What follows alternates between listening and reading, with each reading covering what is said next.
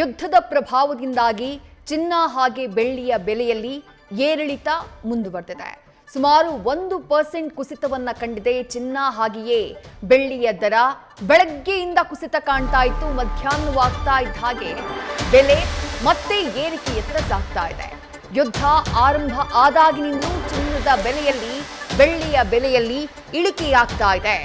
ಜನ ಚಿನ್ನ ಖರೀದಿಸಬೇಕೋ ಬೇಡವೋ, ಇನ್ನೂ ಇಳಿಕೆಯಾಗುತ್ತೋ ಏನೋ, ಇನ್ನು ಎಷ್ಟರ ಮಟ್ಟಿಗೆ ಹೋಗಬಹುದು, 1 ಲಕ್ಷಕ್ಕಿಂತ ಕೆಳಗಡೆ ಬರುವಂತಹ ಸಾಧ್ಯತೆ ಇದೆಯಾ, ಈ ರೀತಿಯಾದಂತಹ ಗೊಂದಲದಲ್ಲಿ ಇದ್ದಾರೆ.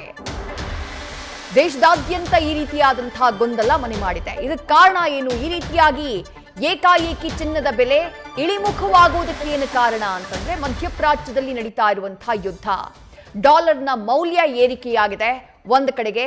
ಅದರ ಜೊತೆಗೆ ಅಮೆರಿಕಾದಲ್ಲಿ ಇಂಟ್ರೆಸ್ಟ್ ರೇಟ್, ಬಾಂಡ್ ಈಲ್ಡ್ಗಳ ಮೇಲೆ ಇಂಟ್ರೆಸ್ಟ್ ರೇಟ್ ಅನ್ನ ಹೆಚ್ಚು ಮಾಡಿದ್ದಾರೆ. ಅದರ ಪರಿಣಾಮ ಬೇರೆ ಬೇರೆ ದೇಶದ ಬ್ಯಾಂಕ್ಗಳು ಕೂಡ ತಮ್ಮಲ್ಲಿರುವಂತಹ ಚಿನ್ನ ಬೆಳ್ಳಿಯನ್ನ ಮಾರಾಟ ಮಾಡೋದಕ್ಕೆ ಮುಂದಾಗಿದ್ದಾವೆ, ತಮ್ಮ ಹೂಡಿಕೆಯನ್ನ ಆ ಬಾಂಡ್ಗಳ ಮೇಲೆ ಶಿಫ್ಟ್ ಮಾಡಿದ್ದಾವೆ ಅನ್ನೋದು ಆರ್ಥಿಕ ತಜ್ಞರ ಮಾತು. ಆ ಕಾರಣಕ್ಕಾಗಿ ಚಿನ್ನ ಬೆಳ್ಳಿ ಬೆಲೆಯಲ್ಲಿ ಇಳಿಕೆ ಕಾಣ್ತಾ ಇದೆ ಅನ್ನೋದು ಅವ್ರು ನೀಡ್ತಾ ಇರುವಂತಹ ಮಾಹಿತಿ. ಹಾಗಾದ್ರೆ ಇನ್ನು ಎಷ್ಟು ದಿನಗಳ ಕಾಲ ಈ ರೀತಿಯಾದಂತಹ ಇಳಿಮುಖದತ್ತ ಸಾಗುವಂತಹ ಟ್ರೆಂಡ್ ಇರುತ್ತೆ? ಇನ್ನು ಎಷ್ಟು ಇಳಿಕೆಯಾಗಬಹುದು? ಈ ರೀತಿಯಾದಂತಹ ಪ್ರಶ್ನೆಗಳು ಸದ್ಯ ಜನಸಾಮಾನ್ಯರಲ್ಲಿ. ಯಾಕಂದ್ರೆ ಭಾರತ ಅತಿ ದೊಡ್ಡ ಪ್ರಮಾಣದಲ್ಲಿ ಚಿನ್ನ ಬೆಳ್ಳಿಯನ್ನ ಖರೀದಿ ಮಾಡುವಂತಹ ರಾಷ್ಟ್ರ. ಇಲ್ಲಿ ಬೇರೆ ಬೇರೆ ಒಕೇಶನ್ಗಳಿಗೆ, ಒಕೇಶನ್ ಇಲ್ಲದೆ ಇದ್ರೂ ಚಿನ್ನ ಬೆಳ್ಳಿಯನ್ನ ಖರೀದಿ ಮಾಡುವಂಥವರ ದೊಡ್ಡ ಬಳಗಾನೆ ಇದೆ. ಹಾಗಾದ್ರೆ ದೇಶದಲ್ಲಿ ಎಲ್ಲೆಲ್ಲಿ ಚಿನ್ನ ಹಾಗೆ ಬೆಳ್ಳಿಯ ದರ ಎಷ್ಟಿದೆ ಅನ್ನುವುದನ್ನ ನೋಡ್ತಾ ಹೋಗೋಣ. 22 ಕ್ಯಾರೆಟ್ ಚಿನ್ನದ ಬೆಲೆ 10 ಗ್ರಾಮ್ಗೆ ಎಷ್ಟಿದೆ?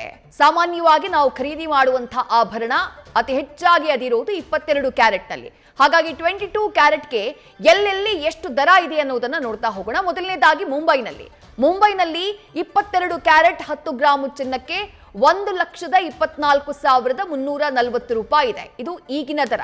ಈ ದರ ಏರಿಳಿಕೆಯಾಗ್ತಾನೆ ಇದೆ. ಮತ್ತೊಂದು ಕಡೆ ದೆಹಲಿಯಲ್ಲಿ 22 ಕ್ಯಾರೆಟ್ ಚಿನ್ನದ ದರ 10 ಗ್ರಾಮ್ಗೆ 1,24,490 ರೂಪಾಯಿ ಇದೆ. ಹಾಗೆ ಬೆಳ್ಳಿ ದರ 2,29,900 ರೂಪಾಯಿ ಇದೆ. ಅದು 1 ಕೆಜಿಗೆ ಬೆಳ್ಳಿ ದರ ಸುಮಾರು 4 ಲಕ್ಷದ ತನಕ ಹೋಗಿತ್ತು. 4 ಲಕ್ಷದವರೆಗೆ ಹೋಗಿದ್ದಂತಹ ಬೆಳ್ಳಿ ದರ ಈಗ ಇಳಿಮುಖದತ್ತ ಸಾಗ್ತಾ ಇದೆ. ಹೆಚ್ಚು ಕಮ್ಮಿ 50% ಇಳಿಕೆಯಾಗಿರೋದು. ಅದರ ಜೊತೆಗೆ ಬೆಂಗಳೂರಿನಲ್ಲಿ 22 ಕ್ಯಾರೆಟ್ ಚಿನ್ನದ ದರ 10 ಗ್ರಾಮ್ಗೆ 1,26,650 ರೂಪಾಯಿ ಇದೆ. ಬೆಳ್ಳಿಯ ದರ 2,29,900 ರೂಪಾಯಿ. ಹೆಚ್ಚು ಕಮ್ಮಿ ಯಾವುದೇ ರೀತಿಯಾದಂತಹ ವ್ಯತ್ಯಾಸ ಇಲ್ಲ ಬೆಳ್ಳಿ ದರದಲ್ಲಿ ಬೇರೆ ಬೇರೆ ರಾಜ್ಯಗಳಿಗೆ ಹೋಲಿಕೆ ಮಾಡಿದ್ರೆ. ಇನ್ನು ಚೆನ್ನೈನಲ್ಲಿ 22 ಕ್ಯಾರೆಟ್ ಗೋಲ್ಡ್ 10 ಗ್ರಾಮ್ಗೆ 1,27,590 ರೂಪಾಯಿ ಇದೆ. ಬೆಳ್ಳಿ ದರ 2,34,900 ರೂಪಾಯಿ ಇದೆ. ಇದು ಚೆನ್ನೈನ ದರ. ಎಲ್ಲೆಲ್ಲಿ ಎಷ್ಟು ದರಗಳಿದೆ ಅನ್ನೋದನ್ನ ಗಮನಿಸ್ತಾ ಇದ್ದೀರಿ.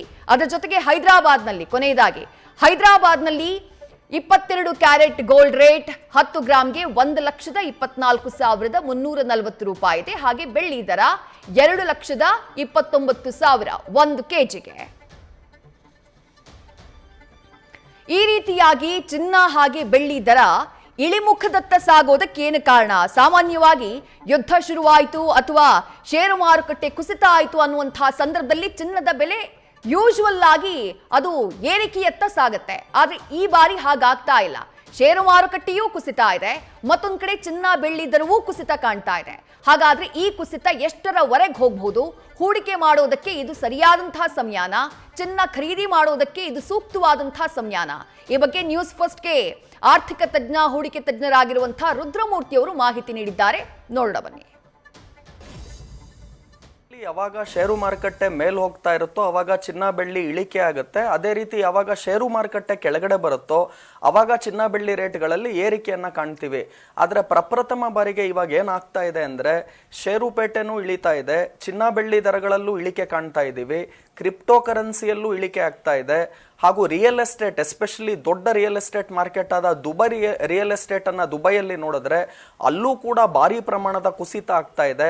ಅಂದ್ರೆ ಎಲ್ಲಾ ಅಸೆಟ್ ಕ್ಲಾಸ್ಗಳು, ಅದು ಶೇರ್ಸ್ ಆಗಿರ್ಬೋದು, ಗೋಲ್ಡ್ ಸಿಲ್ವರ್ ಆಗಿರ್ಬೋದು, ಎಲ್ಲವೂ ಇಳಿಕೆ ಕಾಣ್ತಾ ಇದ್ರೆ ಬರೀ ಕಚ್ಚಾ ತೈಲದ ಬೆಲೆಗಳು ಏರಿಕೆ ಆಗ್ತಾ ಇದೆ. ಜೊತೆಗೆ ಡಾಲರಿನ ಮೌಲ್ಯ ಎಲ್ಲಾ ಕರೆನ್ಸಿ ಎದುರು ಕೂಡ ಏರಿಕೆಯನ್ನ ಕಾಣ್ತಾ ಇದೆ. ಇದು ಈ ತರ ಪ್ರಪ್ರಥಮ ಬಾರಿಗೆ ಆಗ್ತಾ ಇದೆ. ಮುಖ್ಯವಾಗಿ ಚಿನ್ನ ಬೆಳ್ಳಿ ದರಗಳು ಯುದ್ಧದ ಸಮಯದಲ್ಲಿ ಏರಿಕೆಯನ್ನ ಕಾಣಬೇಕು. ಆದರೆ ಈ ತರ ಭೀಕರವಾದಂತಹ ಯುದ್ಧ ನಡೀತಿದ್ರೂ ಕೂಡ ಚಿನ್ನ ಬೆಳ್ಳಿ ದರಗಳಲ್ಲಿ ಇಳಿಕೆಯನ್ನ ಕಾಣ್ತಿದ್ದೀವಿ. ಇದಕ್ಕೆ ಮುಖ್ಯ 2 ಕಾರಣ ಏನು ಅಂದ್ರೆ, ಡಾಲರಿನ ಮೌಲ್ಯದಲ್ಲಿ ಚೇತರಿಕೆ ಅಥವಾ ಏರಿಕೆಯನ್ನ ಎಲ್ಲಾ ಕರೆನ್ಸಿ ಎದುರು ನೋಡ್ತಾ ಇದ್ದೀವಿ.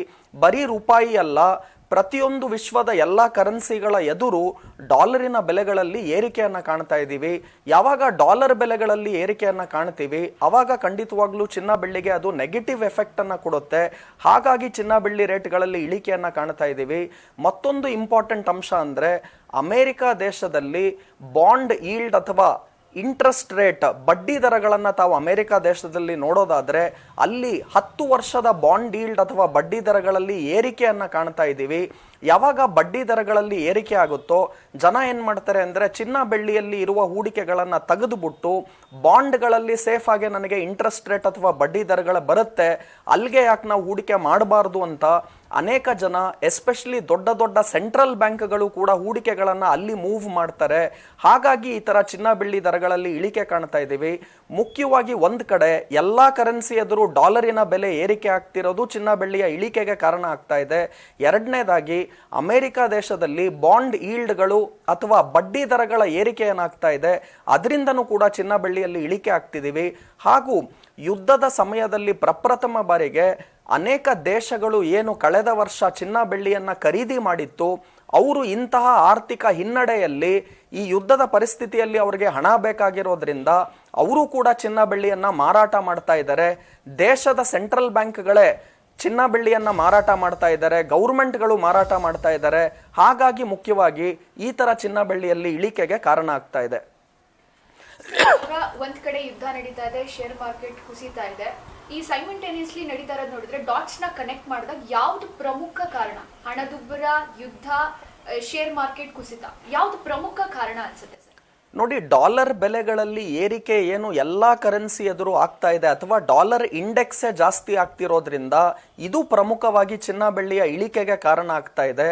ಇದರ ಜೊತೆಗೆ ಅಮೆರಿಕ ದೇಶದಲ್ಲಿ ಏನು ಎಕ್ಸ್ಪೆಕ್ಟೇಷನ್ ಇತ್ತು, ಈ ವರ್ಷ ಮಿನಿಮಮ್ 2 ರಿಂದ 3 ಬಾರಿ ಬಡ್ಡಿ ದರಗಳನ್ನ ಕಡಿತ ಮಾಡ್ತಾರೆ ಅಂತ ನಿರೀಕ್ಷೆ ಇತ್ತು.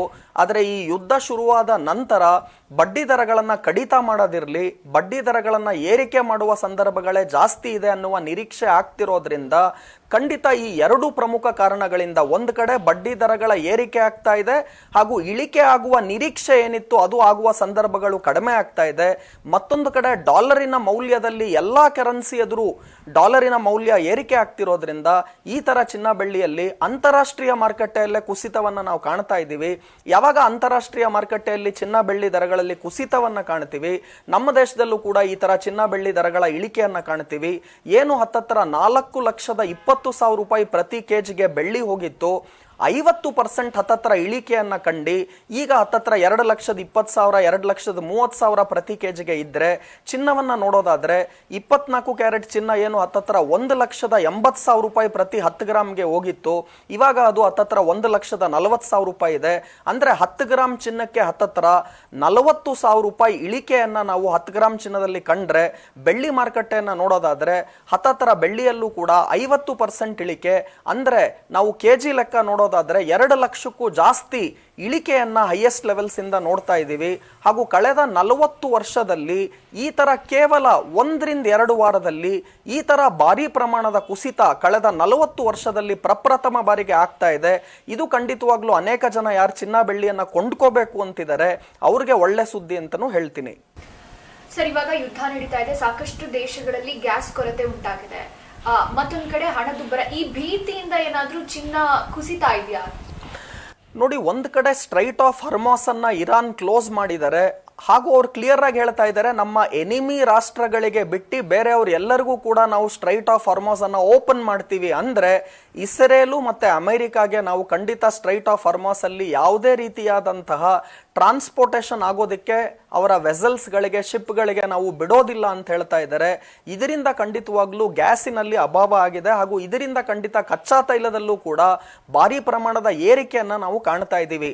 ಯಾವಾಗ ಕಚ್ಚಾ ತೈಲದ ಬೆಲೆಗಳಲ್ಲಿ ಏರಿಕೆಯನ್ನ ಕಾಣ್ತೀವಿ ಅದು ನೇರವಾಗಿ ಇನ್ಫ್ಲೇಷನ್ ಅಥವಾ ಹಣದುಬ್ಬರ ಜಾಸ್ತಿ ಆಗೋದಕ್ಕೆ ಕಾರಣ ಆಗತ್ತೆ. ಒಂದ್ ಕಡೆ ಗ್ಯಾಸು, ಮತ್ತೊಂದು ಕಡೆ ಕಚ್ಚಾ ತೈಲದ ಬೆಲೆಗಳು ಅಂತಾರಾಷ್ಟ್ರೀಯ ಮಾರುಕಟ್ಟೆಯಲ್ಲಿ ಏರಿಕೆ ಆಗಿರೋದ್ರಿಂದ ದಿನನಿತ್ಯ ಬಳಸುವ ಎಲ್ಲಾ ವಸ್ತುಗಳ ಬೆಲೆಗಳಲ್ಲಿ ಏರಿಕೆಯನ್ನ ನಾವು ಕಾಣ್ತೀವಿ.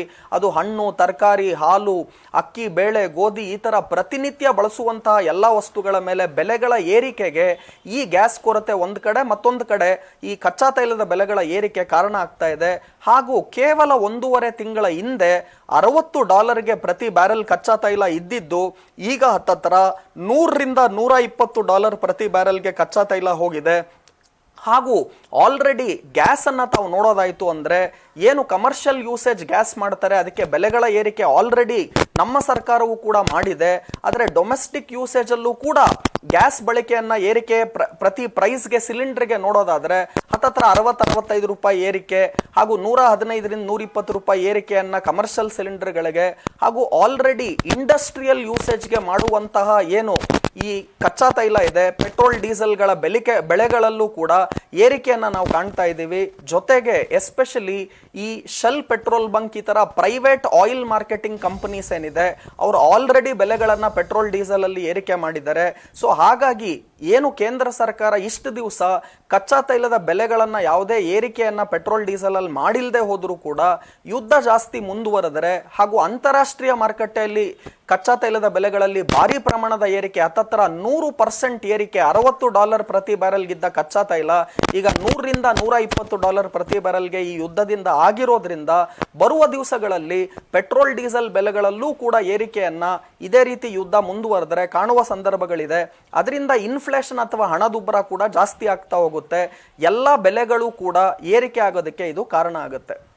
ಸರ್, ಇವಾಗ ನೀವು ಹೇಳ್ತಾ ಇದ್ರಿ ಅಂದ್ರೆ ಅಗತ್ಯ ವಸ್ತುಗಳ ಬೆಲೆ ಏರಿಕೆ ಆಗುತ್ತೆ ಅಂತ. ಇದರಿಂದ ಜನ ಚಿನ್ನ ಖರೀದಿ ಮಾಡೋದನ್ನ ನಿಲ್ಲಿಸ್ಬಿಟ್ರ ಅಂತ, ಅಂದ್ರೆ ಆಸಕ್ತಿ ತೋರಿಸ್ತಾ ಇಲ್ವಾ ಅಂತ? ನೋಡಿ, ಮೊದಲನೇದಾಗಿ ಎಸ್ಪೆಷಲಿ ಕಾಮನ್ ಮೆನ್ ಇವತ್ತು ಗೋಲ್ಡ್ ಸಿಲ್ವರ್ ಅನ್ನ ಹೂಡಿಕೆ ಮಾಡಬೇಕು ಅಂದ್ರೆ ಅವರ ಬಳಿ ಉಳಿತಾಯ ಇರಬೇಕು.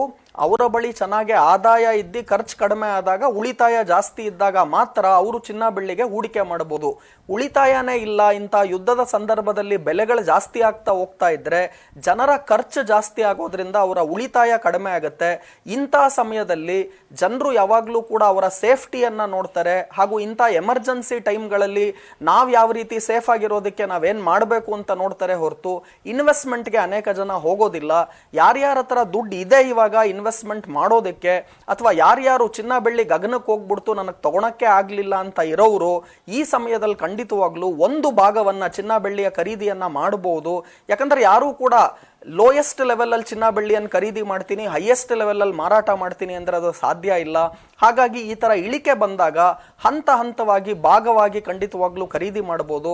ಸೊ ಉದಾಹರಣೆಗೆ ನೀವು ಇವತ್ತೊಂದು ನಾನೊಂದು 10 ಗ್ರಾಮ್ ಚಿನ್ನವನ್ನ ಒಟ್ಟಾರೆ ಕೊಂಡ್ಕೋಬೇಕು ಅಂತಿರೋರು ಒಂದು 2 ರಿಂದ 3 ಗ್ರಾಮ್ ಚಿನ್ನವನ್ನ ಇವಾಗ ಕೊಂಡ್ಕೋಬಹುದು. ಇನ್ನೊಂಚೂರು ಇಳಿಕೆ ಆದಾಗ ಮತ್ತಷ್ಟು ಚಿನ್ನವನ್ನ ಕೊಂಡ್ಕೊಳೋದು, ಈ ತರ ಪೀಸ್ ಮೀಲ್ ಅಥವಾ ಎಲ್ಲ ಡಿವಿಷನ್ ಮಾಡಿಬಿಟ್ಟು ಹಂತ ಹಂತವಾಗಿ ಈ ತರ ಇಳಿಕೆ ಆದಾಗ ಚಿನ್ನ ಬೆಳ್ಳಿ ಖರೀದಿ ಮಾಡೋದು ಉತ್ತಮ. ಸರ್, ಇವಾಗ ಒಂದು ಲಾಸ್ಟ್ ಕ್ವಶನ್. ಈಗ ಚಿನ್ನದ ರೇಟ್ ಕಡಿಮೆ ಆಗಿರೋದು ಒಂದ್ ರೀತಿ ಜನಸಾಮಾನ್ಯರಿಗೆ ಖುಷಿ. ಇದು ಇನ್ನು ಕಾದು ಅವರು ಇನ್ವೆಸ್ಟ್ ಮಾಡಿದ್ರೆ ಒಳ್ಳೇದಾ ಅಥವಾ ಇದು ರೈಟ್ ಟೈಮ್ ಅಂತ ಅನ್ಸುತ್ತೆ? ನೋಡಿ, ಆಲ್ರೆಡಿ ಅನೇಕ ಜನ ಬೆಳ್ಳಿಯನ್ನ 3.5 ಲಕ್ಷ 4 ಲಕ್ಷ ಈ ತರ ಹೈಯರ್ ರೇಟ್ಸ್ ಅಲ್ಲಿ ಕೊಂಡ್ಕೊಂಡಿದ್ದಾರೆ. ನೀವು ಇವತ್ತು ಬೆಳ್ಳಿಯನ್ನು ಕೊಂಡ್ಕೊಂತಿದ್ದೀರಾ ಅಂದ್ರೆ ನಿಮ್ಗೆ ಹತ್ತತ್ರ 2,20,000 2,30,000 ಸಿಗ್ತಾ ಇದೆ ಅಂದ್ರೆ ಹೈಯರ್ ರೇಟ್ ಇಂದ ಹತ್ತತ್ರ 40 ರಿಂದ 50% ಇಳಿಕೆ ಆಗ್ತಾ ಇದೆ. ಏನು ಕೇವಲ 15 ದಿವಸ 1 ತಿಂಗಳು ಹಿಂದೆ ನೀವು 1 kg ಬೆಳ್ಳಿಯನ್ನ 4 ಲಕ್ಷ ಕೊಂಡ್ಕೊಳ್ತಾ ಇದ್ರೆ ಇವತ್ತು ನಿಮ್ಗೆ ಅದೇ 1 kg ಬೆಳ್ಳಿ ಕೇವಲ 2,20,000 2,30,000 ಸಿಗ್ತಾ ಇದೆ. ಹಾಗಾಗಿ ಇನ್ನ ಲೋಯರ್ ಬಂದ್ಬಿಡುತ್ತೆ, ನಾನು ಲೋಯೆಸ್ಟ್ ರೇಟಲ್ಲಿ ತಗೊಂತೀನಿ ಅನ್ನೋದು ಯಾರಿಗೂ ಕೂಡ ಸಾಧ್ಯ ಆಗೋದಿಲ್ಲ. ಈಗ ನನ್ನ ಪ್ರಕಾರ ಹತ್ತತ್ರ ಒಂದು 1,75,000 1,80,000 ಬೆಳ್ಳಿ ಬರುವ ಸಾಧ್ಯತೆಗಳಿದೆ. ಅದರ ಕಡಾಖಂಡಿತವಾಗಿ 1,80,000 ಬಂದ್ಬಿಡುತ್ತೆ, ನೀವು ಅಲ್ಲಿವರೆಗೂ ವೆಯ್ಟ್ ಮಾಡಿ ತಗೊಳ್ಳಿ ಅನ್ನೋ ಬದಲು ಇವಾಗ ಹತ್ತತ್ರ ನೀವು ಏನು ಹೂಡಿಕೆ ಮಾಡಬೇಕು ಅಂತಿದ್ದೀರಾ, ಅದು ಚಿನ್ನದಲ್ಲಾಗಿರ್ಲಿ ಬೆಳ್ಳಿಯಲ್ಲಾಗಿರ್ಲಿ, ಒಂದು ಭಾಗವನ್ನ ಇವತ್ತಿನ ರೇಟಲ್ಲೇ ಕೊಂಡ್ಕೋಬಹುದು. ಇನ್ನಷ್ಟು ಇಳಿಕೆ ಆದ್ರೆ ಇನ್ನೊಂಚೂರು ಇನ್ವೆಸ್ಟ್ಮೆಂಟ್ ಅನ್ನ ತಿರ್ಗಾ ಮಾಡ್ಬೋದು. ಆ ಥರ ಹಂತ ಹಂತವಾಗಿ ತಗೊಳೋದು ಉತ್ತಮ ಆಗುತ್ತೆ ಹೊರತು ಲಂಸಮ್ ಆಗಿ ಎಲ್ಲ ದುಡ್ಡನ್ನ ಇವಾಗಲೇ ತಗೊಂಡ್ಬಿಡ್ತೀನಿ ಅಥವಾ ಇನ್ನ ಇಳಿಕೆ ಆಗುತ್ತೆ ನಾನು ಕರೆಕ್ಟಾಗಿ 1,80,000 kg ಬೆಳ್ಳಿ ಬಂದಾಗ ಅವಾಗಲೇ ತಗೊಳ್ತೀನಿ, ಈ ಥರ ಮಾಡೋದಕ್ಕೆ ಯಾರಿಗೂ ಕೂಡ ಸಾಧ್ಯ ಆಗೋದಿಲ್ಲ. ಹಾಗಾಗಿ ಒಂದು ಭಾಗವನ್ನ ಈ ರೇಟ್ಸ್ಗಳಲ್ಲಿ ಆಲ್ರೆಡಿ 40-50% ಇಳಿಕೆ ಆಗಿರೋದ್ರಿಂದ ಇಲ್ಲಿ ಒಂದು ಭಾಗವನ್ನ ಅಂದ್ರೆ ನೀವು ಏನು ತಗೋಬೇಕು ಅಂತಿದ್ದೀರಾ ಒಂದು 20-30% ಆ ಭಾಗವನ್ನ ಇವಾಗ ತಗೊಳ್ಳಿ. ಇನ್ನಷ್ಟು ಇಳಿಕೆ ಬಂತು ಅಂದ್ರೆ ಮತ್ತಷ್ಟು ಹೂಡಿಕೆಗಳನ್ನ ಮಾಡ್ತಾ ಹೋಗ್ಬೋದು. ಸೊ ಪೀಸ್ ಮೀಲ್ ಅಥವಾ ಹಂತ ಹಂತವಾಗಿ ಖರೀದಿ ಮಾಡೋದು ಒಳ್ಳೆಯದು. ಲಂಸಮ್ ಆಗಿ ಯಾವುದೇ ಇನ್ವೆಸ್ಟ್ಮೆಂಟ್ಸ್ ಗಳನ್ನ ಮಾಡಬೇಡಿ. ಸರ್ ಲಾಸ್ಟ್ 25 years ಅಲ್ಲಿ ನೋಡೋದಾದ್ರೆ 60+ ಇದ್ದಿದ್ದು ಅಂದ್ರೆ ರೂಪಾಯಿ ಮೌಲ್ಯ ಈಗ 90+ ರೀಚ್ ಆಗಿದೆ. ಈಗ ಡಾಲರ್ ಮುಂದೆ ರೂಪಾಯಿ ಕುಸಿತಾ ಇರೋದಕ್ಕೆ ಕಾರಣ ಏನು ಸರ್? ನೋಡಿ, ರೂಪಾಯಿನ ಮೌಲ್ಯ ಡಾಲರ್ ಎದುರು ಇವಾಗ ಸಾರ್ವಕಾಲಿಕ ದಾಖಲೆಯ ಕುಸಿತವನ್ನ ಕಂಡು 94 ರೂಪಾಯಿ ಹತ್ತತ್ರ ಪ್ರತಿ ಡಾಲರ್ಗೆ ಹೋಗಿದೆ. ಷೇರುಪೇಟೆ ಭಾರಿ ಪ್ರಮಾಣದ ಕುಸಿತ ಕಾಣೋದಕ್ಕೂ ಕೂಡ ಮುಖ್ಯ ಕಾರಣ ಏನು ಅಂದ್ರೆ ಫಾರಿನ್ ಇನ್ಸ್ಟಿಟ್ಯೂಷನಲ್ ಇನ್ವೆಸ್ಟರ್ಸ್ ಅಥವಾ ವಿದೇಶಿ ಬಂಡವಾಳದಾರರು ಏನಿದ್ದಾರೆ ಅವರು ಹತ್ತತ್ರ ಕೇವಲ ಕಳೆದ 15 ದಿವಸಗಳಲ್ಲಿ 1 ಲಕ್ಷ ಕೋಟಿ ರೂಪಾಯಿಗಳನ್ನ ಷೇರುಪೇಟೆಯಿಂದ ವಿತ್ಡ್ರಾ ಮಾಡಿದ್ದಾರೆ ಅಥವಾ ಷೇರುಪೇಟೆಯಲ್ಲಿ ಮಾರಾಟ ಮಾಡಿ ಅವರ ದುಡ್ಡನ್ನ ವಾಪಸ್ ತಗೊಂಡಿದ್ದಾರೆ. ಯಾವಾಗ ಈ FIIs ಫಾರಿನ್ ಇನ್ಸ್ಟಿಟ್ಯೂಷನಲ್ ಇನ್ವೆಸ್ಟರ್ಸ್ ಅಥವಾ ವಿದೇಶಿ ಬಂಡವಾಳದಾರರು ಹಣವನ್ನ ಷೇರುಪೇಟೆಯಿಂದ ಹಿಂಪಡಿತಾರೋ ಅವಾಗ ಡಾಲರ್ ಬೆಲೆಗಳಲ್ಲಿ ಏರಿಕೆ, ರೂಪಾಯಿನ ಮೌಲ್ಯದಲ್ಲಿ ಕುಸಿತ ಆಗುತ್ತೆ. 1 ಲಕ್ಷ ಕೋಟಿ ರೂಪಾಯಿಗಳ ವಿತ್ಡ್ರಾಯಲ್ ಅನ್ನ ಕೇವಲ ಕಳೆದ 15 ದಿವಸದಲ್ಲಿ ಮಾಡಿದ್ದಾರೆ. ಇದು ಒಂದ್ ಕಡೆ ರೂಪಾಯಿನ ಮೌಲ್ಯದ ಭಾರಿ ಪ್ರಮಾಣದ ಕುಸಿತಕ್ಕೆ ಕಾರಣ. ಆದರೆ ಯುದ್ಧ ನಡೀತಿರೋದ್ರಿಂದ ಡಾಲರ್ ಎಲ್ಲಾ ಕರೆನ್ಸಿ ಎದುರು ಕೂಡ ಡಾಲರ್ ಬೆಲೆಗಳ ಏರಿಕೆ ಹಾಗೂ ಬೇರೆ ಎಲ್ಲ ಕರೆನ್ಸಿಗಳ ಇಳಿಕೆಯನ್ನ ನಾವು ಕಾಣ್ತಾ ಇದ್ದೀವಿ. ಆ ಯುದ್ಧದ ಕಾರಣದಿಂದಾಗಿ ಡಾಲರ್ ಬೆಲೆಗಳ ಏರಿಕೆಯಿಂದಾಗಿ ಅದರಿಂದನೂ ಕೂಡ ರೂಪಾಯಿನ ಮೌಲ್ಯ ಕುಸಿತಾ ಇದೆ. ಸೊ ಹಾಗಾಗಿ ಯಾವಾಗ ರೂಪಾಯಿನ ಮೌಲ್ಯ ಕುಸಿತ ಕಾಣುತ್ತೋ ಅದು ಖಂಡಿತವಾಗ್ಲೂ ದೇಶದ ಓವರ್ ಆಲ್ ಸಿಚುವೇಶನ್ ಅನ್ನು ಕೂಡ ನೆಗೆಟಿವ್ ಇಂಪ್ಯಾಕ್ಟ್ ಅನ್ನ ಕೊಡುತ್ತೆ. ಹಾಗೂ ಒಂದೇ ಒಂದು ತಿಂಗಳಲ್ಲಿ ರೂಪಾಯಿನ ಮೌಲ್ಯ ಹತ್ತತ್ರ 2.5-3% ಇಳಿಕೆಯನ್ನ ಕಂಡಿದೆ. ಮುಂಚೆ ನಾವು ನೋಡೋದಾದ್ರೆ ವರ್ಷಕ್ಕೆ 2% ಕುಸಿತ ಆದ್ರೆ ಜಾಸ್ತಿ ಅಂತ ಹೇಳ್ತಾ ಇದ್ವಿ. ಆದ್ರೆ ಬರೀ ಮಾರ್ಚ್ ತಿಂಗಳು ತಾವು ನೋಡೋದಾದ್ರೆ 2.35% ಅಂದ್ರೆ ಹತ್ತತ್ರ 2.5-3% ಕುಸಿತವನ್ನ ಕೇವಲ ಒಂದೇ ಒಂದು ತಿಂಗಳಲ್ಲಿ ರೂಪಾಯಿನ ಮೌಲ್ಯದಲ್ಲಿ ನಾವು ಕಾಣ್ತಾ ಇದ್ದೀವಿ. ಇದರಿಂದ ಖಂಡಿತವಾಗ್ಲೂ ಕೂಡ ಶೇರ್ ಮಾರ್ಕೆಟ್ ನೆಗೆಟಿವ್ನೆಸ್ ಏನಿದೆ ಅದು ಇದಕ್ಕೆ ಮುಖ್ಯ ಕಾರಣ. ಹಾಗೂ ಯುದ್ಧ ನಡೀತಿರೋದ್ರಿಂದ ಡಾಲರ್ ಬೆಲೆಗಳಲ್ಲಿ ಭಾರಿ ಪ್ರಮಾಣದ ಏರಿಕೆ ಆಗಿರೋದ್ರಿಂದ ಅದರಿಂದನೂ ಕೂಡ ರೂಪಾಯಿನ ಮೌಲ್ಯದಲ್ಲಿ ಕುಸಿತವನ್ನ ಕಾಣುತ್ತೆ. ಆರ್ಥಿಕ ತಜ್ಞ ರುದ್ರಮೂರ್ತಿಯವರು ಚಿನ್ನದ ಹೂಡಿಕೆಗೆ ಸಕಾಲ ಯಾವುದು, ಈಗ ಹೂಡಿಕೆ ಮಾಡಬಹುದಾ, ಇದೆಲ್ಲದರ ಬಗ್ಗೆ ಬಹಳ ಸವಿವರವಾಗಿ ವಿವರಿಸಿದ್ರು. ಯುದ್ಧದ ಸಿಚುವೇಶನ್ ಹೀಗೆ ಕಂಟಿನ್ಯೂ ಆದರೆ ಆ ಡೈನಾಮಿಕ್ಸ್ ಬದಲಾಗೋದಿಲ್ಲ, ಹಾಗಾಗಿ ರೇಟ್ ಇಳಿಕೆಯಾಗುವಂಥ ನಿರೀಕ್ಷೆಯನ್ನ ಇಟ್ಕೊಳ್ಬಹುದು. ಬಟ್ ಹೀಗೆ ಆಗುತ್ತೆ, ಇಷ್ಟು ಪ್ರಮಾಣದಲ್ಲಿ ಇಳಿಕೆಯಾಗುತ್ತೆ ಅನ್ನೋದನ್ನ ಈಗಲೂ ಹೇಳೋದಕ್ಕೆ ಸಾಧ್ಯ ಇಲ್ಲ ಅನ್ನೋದು ಅವರ ಮಾತು. ಹಾಗಾಗಿ ಹಂತ ಹಂತವಾಗಿ ಹೂಡಿಕೆ ಮಾಡಿದ್ರೆ ಉತ್ತಮ ಅನ್ನುವಂಥ ಸಲಹೆಯನ್ನ ಆರ್ಥಿಕ ತಜ್ಞ ರುದ್ರಮೂರ್ತಿಯವರು ನೀಡಿದ್ದಾರೆ. ನ್ಯೂಸ್ ಫಸ್ಟ್ ನಿರ್ಭೀತಿಯಿಂದ ನಿಮ್ಮ ಪರವಾಗಿ.